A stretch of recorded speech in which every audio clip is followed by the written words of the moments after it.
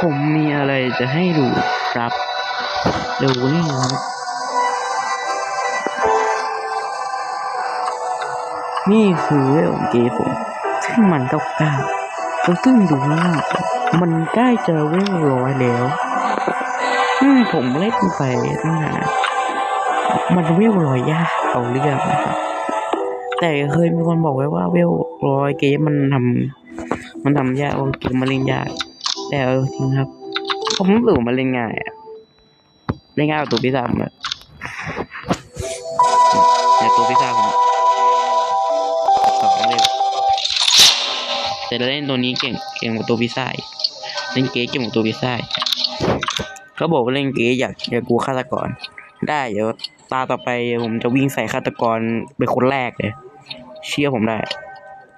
ทุกคนครับตานี้ฆาตกรเป็นกูคิด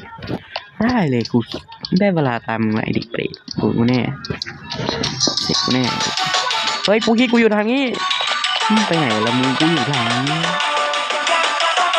ลังมึงไอ้เด็กเหี้ยเลย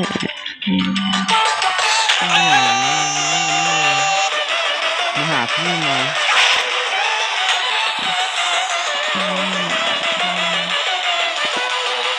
โอเคยิงหมดแล้ว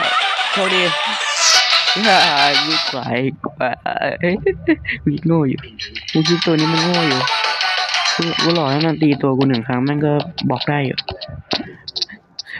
โอ้แต่ว่าไม่กูจะตาย